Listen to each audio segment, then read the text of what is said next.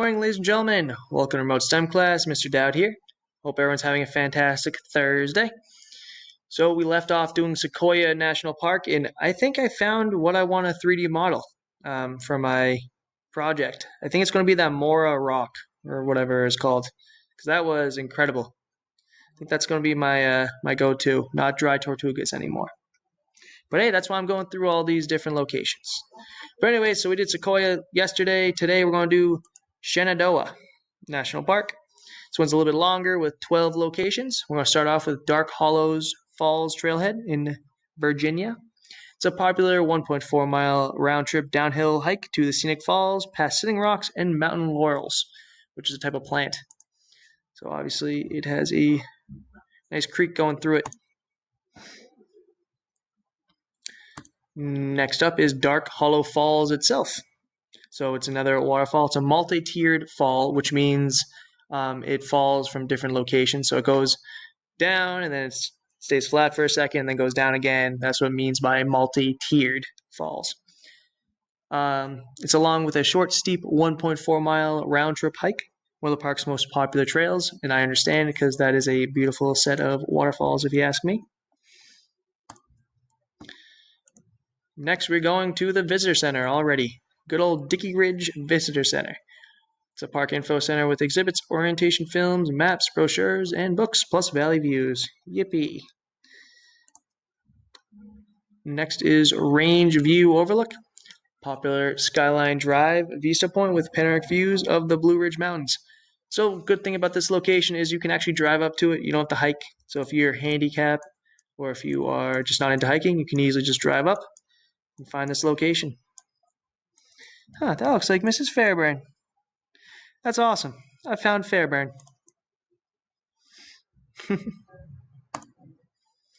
Next is Hogback Overlook. So you'll see a lot of overlook sites in this national park. So this is Skyline Drive again, vista with wide-ranging views of the rolling valleys, ridges, and the Shenandoah River. So very, very similar to the last location, except just a different view. That is all. Next is another different Skyline Drive. It's called Pinnacles Overlook. Again, very same thing, except the view of the Old Rag Peak instead of the Shenandoah River. Obviously, this is taken in the wintertime. Very pretty, though. Very, very pretty. So I guess the Skyline Drive must be a road that goes along the top of the Blue Ridge Mountains. That would be my guess. This is another overlook. It's the Crescent Rock Overlook. This one looks like another driving one. Panoramic viewpoint of the valley and the Hawksbill Mountain summit, which is the park's highest peak at 4,051 feet, which that must be Hawksbill, would be my guess.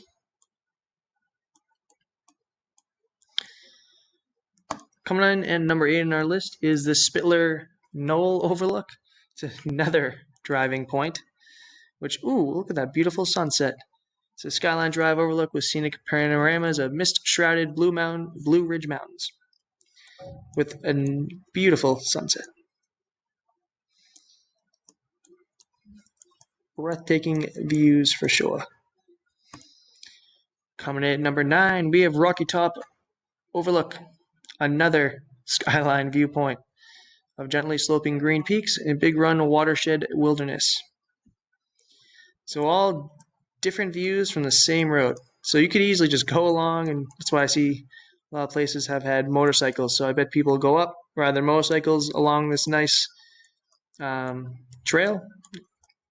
Actually, is that the same lady? That might be the same lady. I'm going to call her Fairbairn. It's Fairbairn.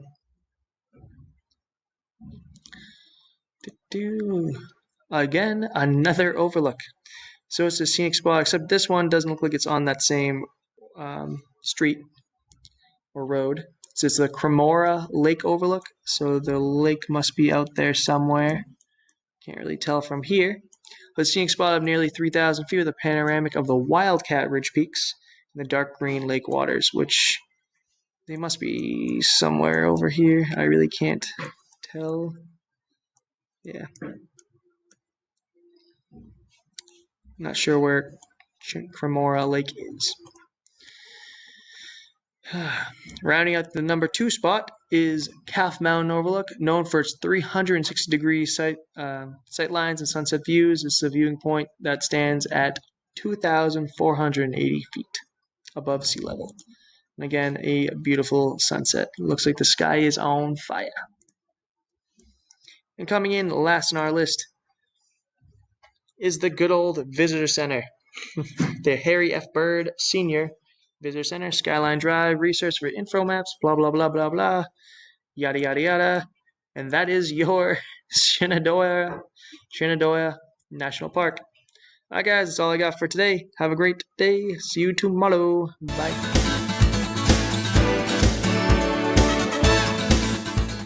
Hi, Gators. So these mushrooms are called button top mushrooms. See how they have they look like a little button? So I'm gonna add these to my next chicken dish. Just gonna slice them. They slice really easy, so. Okay. Now, if you don't like mushrooms or have an allergy, obviously you don't use them. This is just something for a little different I can add.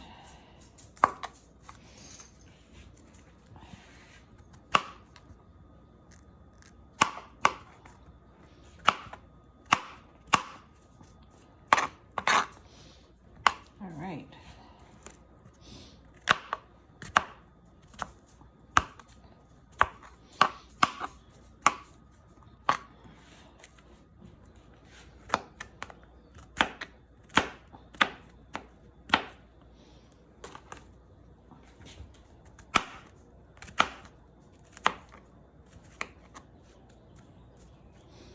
Alright, sometimes people, you can eat mushrooms raw too. There's nothing wrong with them.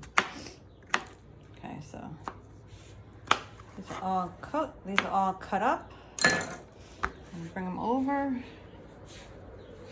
in a minute. Ah, I just dropped one. I don't think my dog. I'm not sure if dogs are supposed to eat mushrooms, but. Alright, so I'm going to take a tablespoon of butter.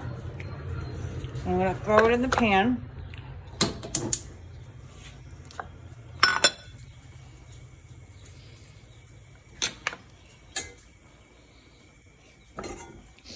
And I'm going to put a little bit of oil in.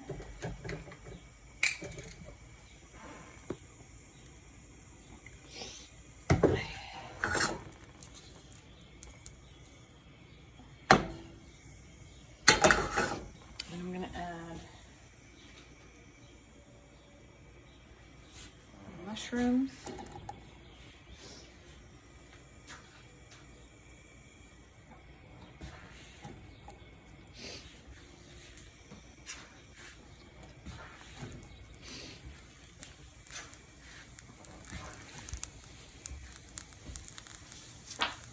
Okay, I'm going to cook those up.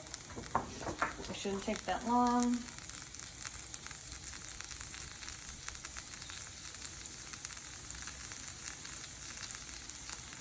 Just 2 to 3 minutes.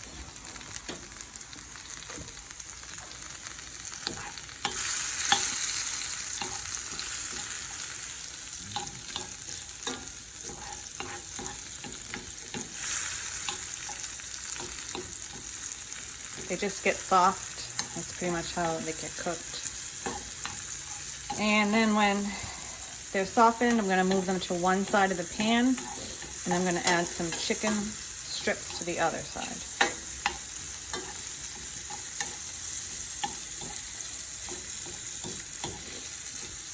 So these mushrooms will go over here.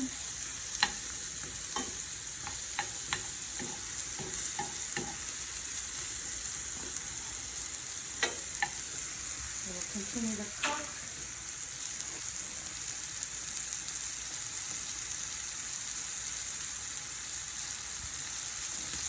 I'm going to add a tiny bit of oil to the side. And then I'm going to add the chicken strips, which I hate touching with my bare hands.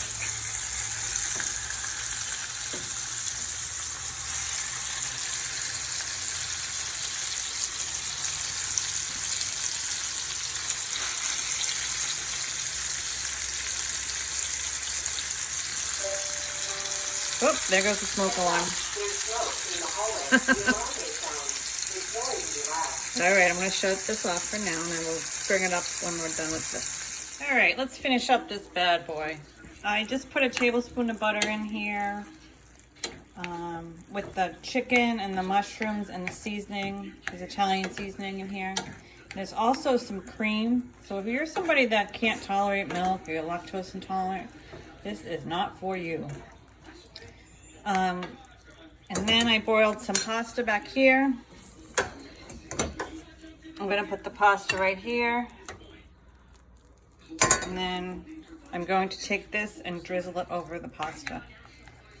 Let me turn the TV down because somebody in my house loves the TV. All right, so that's all set. Okay.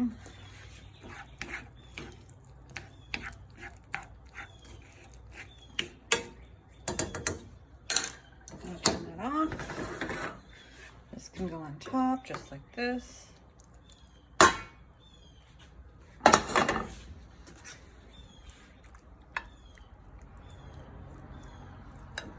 Okay, and then I would take some cheese because cheese always makes everything better, and put it on the top. And voila, you have your mushroom chicken. Creamy chicken and mushroom. There you go. I didn't add the scallions. They're kind of in there. But pretty good though, huh? All right, I'll see you guys next time. Bye.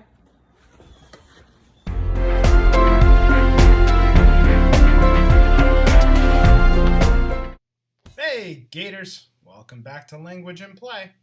All right, now we are going to be finishing and tweaking our monologues. All right, these heroes for a day are somebody that you should know very well by this point. All right, you've spent a couple of days now really thinking about this hero, getting into your hero's mindset. All right, today you're going to finish telling that story. I want you to go back. I want you to read your monologue, what you've done so far, and I want you to start tweaking it. I want you to start adding details or possibly subtracting details. All right, you need to make your monologue exciting, but not too over detailed. Your monologue should maybe be 2 paragraphs, maybe. It doesn't have to be super long, but it has to tell a story, and it has to keep your audience engaged. All right, think about it. Would you want to sit and listen to your own hero's story? That's kind of your litmus test to see how you did. All right, so I want you to go back. I want you to review your monologue. I want you to look for areas where you can add or subtract more details. All right, and take a look at the example that I gave you. All right, so you have my character profile, my character background, and my character monologue now to look at. All right, so use that as your test to see how it stands up to the one that you wrote. All right, can't wait to see what you came up with, Gators. Keep up the good work.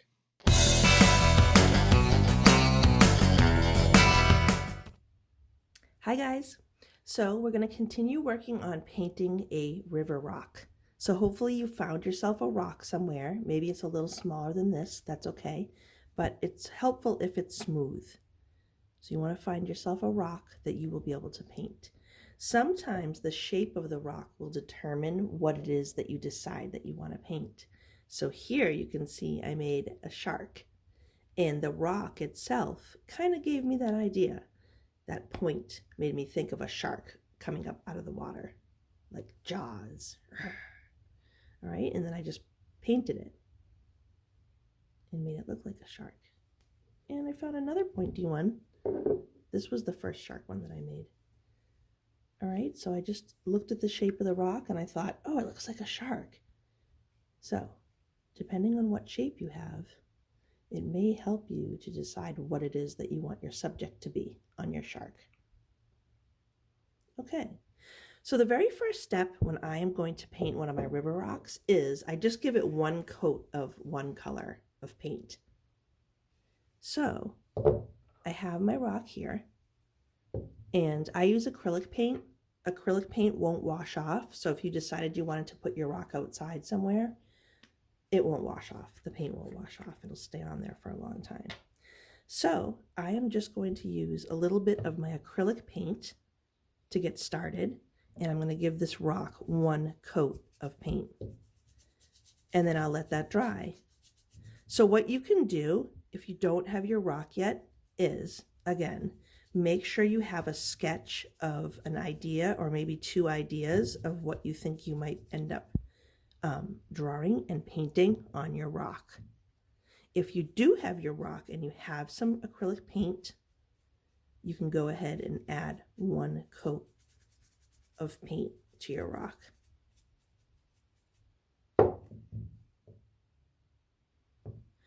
So for example, this one, I added that kind of dark bluish purple first, and I let that dry, and then I drew that kitty face on the rock on top of that base color first. So it's like a little primer, little base color. And again, I use acrylic paint so that it will stay on there and it won't wash off. And then in the end, I actually spray it with a gloss finish. So we can talk about that later. But when everything's all done, I spray it with this gloss finish. And I just got this at Walmart. And this really protects the rock and it keeps the paint on there. So that's something you might want to think about if you decide to make a few rocks. That might be worth getting, maybe. It's up to you. So I have my base coat of paint on this rock, and I'm just going to let it dry. And then next time I will draw a picture on there, or I might just get started right away painting. Sometimes I make a little sketch first on my rock, and other times I just jump right in and start painting. So there's my base coat. I'm going to let that dry a little bit. And don't forget to wash the paint off your brush, because acrylic paint will dry and harden and it will ruin your brush if you don't wash that off right away. So I'm going to make sure I wash that when I'm done. So I'm going to set this aside, let it dry. And then what you can do is you can use a piece of paper to make a couple of sketches of what you think you might do. So I thought for the first one, this first time around, we can all do an animal of some kind. So you want to think about what kind of animal you might want to do. And you can search up different pictures of animals. You could also search up different pictures of painted rocks. All right, guys? So hopefully you have yourself a rock and an idea for your design for your rock.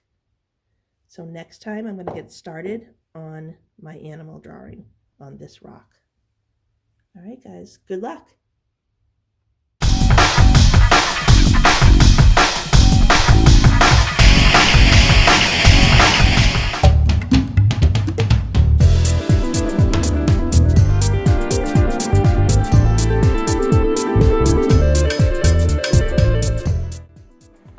Thanks for watching Enrichment TV, Gators.